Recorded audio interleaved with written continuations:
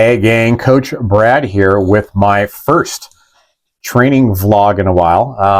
My first training vlog for 2025. And I am rebuilding my bench press, finally. So still dealing with that infraspinatus strain that happened during my powerlifting prep and then ultimately did it in at my powerlifting meet back in May at the USAPL Masters World Cup. But I'm benching again. It's pretty measly in comparison to what I've done before, but it's pain-free, and that's the important part. So I found out that if I narrow up my grip, just a couple of fingers on each side, then I can bench press pain-free. So usually I would bench press with roughly these two fingers or these two fingers on the little ring, depending on the width of the ring of each bar. And if I narrow it up so that my pinky is either on the ring or just inside of it, I can bench press pain-free. However, I will admit that it feels like I'm learning to bench press all over again. And so I'm starting very light. I have progressed to this weight that you see here, which is about 156 pounds, so it's not much. And I'm doing mile reps with it. So cluster sets. Basically, I can do close to 20 repetitions with this weight. And so basically, I do that on the first set, leaving about 1 rep in reserve. And then every set after that, I only rest for about 20 or 30 seconds.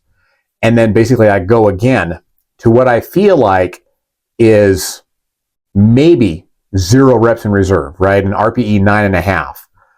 Where I'm not sure if there's 1 rep in the tank or not. And I do about 5 sets of those. So it's great for practicing my new bench press with that narrower grip and these pinkies inside of that ring that is on there. It's great for the chest and anterior delt pump that I get from it. And it's great for practice. Other perks, I get 5 sets of bench presses done in about 3 minutes. So it's very time efficient, and it serves a lot of purposes for my training right now because I will be doing a powerlifting meet again in 2025.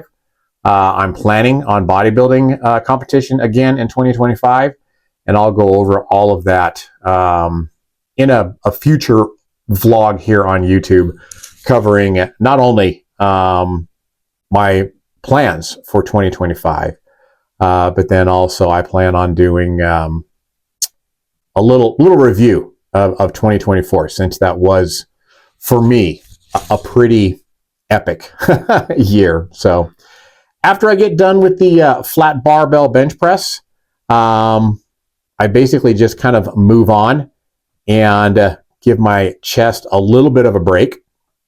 Because as you can imagine, doing mile rep sets on flat barbell bench press, your chest, triceps, and anterior delts are pretty pumped and they're pretty tapped out. So I need a little bit of a break before I start doing more chest and more bench pressing. So I move on to a cable pull down. Pretty much all of my cable pull downs, my rows and things like that, they're all neutral grip.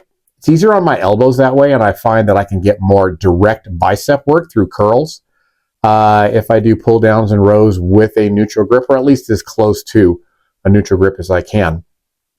And here again, with these cable pull downs, I'm doing mile rep work with it. So start with a load that I can get between 12 and 20, 15 and 20 repetitions. Pretty much go to very close to positive failure. And so what I mean by that is usually an RPE 9, okay? 1 rep in reserve for sure, okay? Not that I'm not sure, I talked about during the bench pressing, but I know that I can finish 1 rep. I leave that in the tank on the first set only. So that's this rep here. You can kind of see, I probably was not going to get another rep there. So hop up, give myself a few seconds of rest, anywhere between 15 and 30. Usually my rule of thumb is when I would like to rest for about another 5 seconds, maybe 10, I jump right back in. Go right to the next set, the first cluster set, I guess you might say. And with these repetitions, these sets, I should say, I go to failure, and one of them I actually go beyond failure. So you know what that feels like when you barely get the repetition, right? Barely got it. Like you were really struggling to keep your form and not do the hitch or that little bit of a swing, momentum, you know, kind of a half clean that you see so many people do in the gym, right? You know you barely got it. When I want a failure repetition, I do it again anyway. I know I'm not going to make it, but I do it again anyway and just fail at about 50% of the range of motion. Give myself enough of a break there for my chest, my triceps, and my anterior delts, and I move on to decline bench press, because I've been able to do decline bench press since my injury pain-free. Only decline. Anything else where my hand is positioned at my deltoid level or above, so my deltoid level or superiorly, deltoid level or up toward my head, it causes pain. Luckily with the decline bench press, it's a little bit below my shoulder. Now I'm very happy because my decline bench press, as you can see here, it's not much of a decline.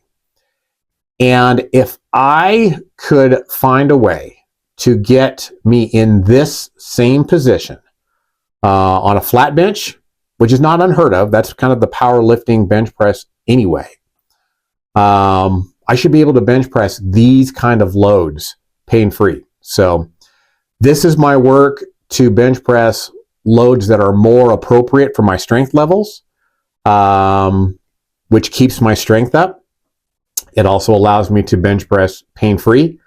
And on these, I usually do a few sets between 2 and 4, but low repetitions and a few RIR or a lower RPE, something about 8 RPE or 2 reps in reserve for sure. But again, very happy with these. If I could get myself in that same position right there on a flat bench, I'm golden. I'm ready to do my powerlifting meet as soon as possible. So once I am done with those decline bench presses, I move on to the lateral delt work. And I have not been able to do anything but an upright row of some variation, either a dumbbell, kettlebell, barbell, cable. I've been doing upright rows now for the better part of May, June, July, August, September, October, November, December, basically 8-9 months. That's all I've been able to do for medial delt work. Well, I can now do a crossbody lateral. In this case, a crossbody dumbbell lateral raise. When I do these, I like to get that pause at the bottom, let that energy totally dissipate out of my medial delt. And basically what I try to do toward the end of the set is I literally try to throw that dumbbell up across my body like I'm going to basically shoot a free throw, or throw that dumbbell right through the ceiling. Maximum force on those last few repetitions. That way I know when I've failed. And so I'm looking up at the ceiling there. I'm kind of looking where the wall meets the ceiling. I'm trying to get that dumbbell above that point. And when I can't get that anymore, even with like maximum effort, like I'm forcefully on the concentric trying to jerk that dumbbell right through the ceiling and I cannot make it, I know that I have essentially reached failure. So again, mile reps makes the efficiency of the session very high. First set, you can see there, I don't know how many I got there, but it was between 16 and 20. Get a little bit of a rest here, get that stretch off of the deltoid.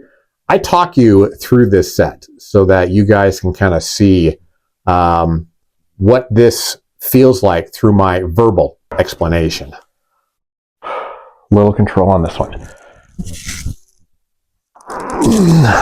Little control on this one.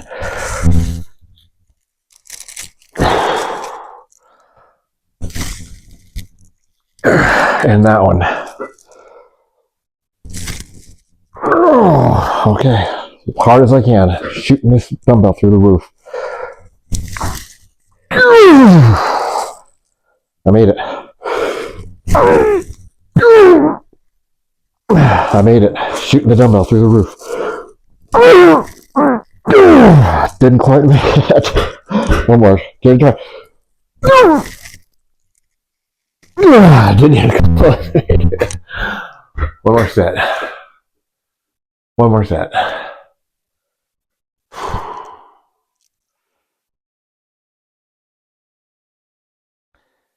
Ooh, boy.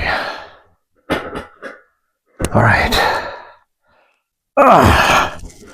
Right off the bat, shoot the dumbbell through the roof. Stretch. Both as hard as I can. Pause. These are all as hard as I can. Shoot the dumbbell through the roof. I didn't make it. One more. One more. All of those. I was trying to shoot the dumbbell through the roof. Wow. All right, so get both arms, both delts done. I do have a separate day that I train all those upright rows and do my my medial delt work. But on this day here, it's on to arms, triceps, and then biceps. And again, both of them, mile rep sets. What I call the exhaustion set, you might call it the primary set, the activation set. Lightweight, something that you can get for a good amount of repetitions, between 10 and 20, preferably like 12 and 20, 15 and 20. And take that set very close to failure. Leave yourself one rep in reserve for sure. Now on triceps, I can really grind. And I think that I cheat just a little bit in watching this video. I think I changed the position of my elbows just a little bit in order to kind of get on top of the load a little bit and kind of extend the set a little bit. So I try not to do that, and you see it more on this this cluster set here. But again, just when you feel like you want a little bit more rest, just jump right back in. Typical Brad, forceful on the concentric, slow and controlled on the eccentric, pause, go right back into it. These are the hard repetitions right here. So you'll start to see really slow repetitions with maximum effort on that concentric, like literally trying to throw that thing through the floor.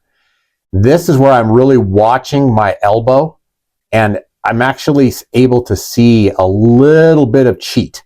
And so thus I should be failing, because without that little bit of elbow repositioning, I would have failed that repetition. I'm searching for failure here.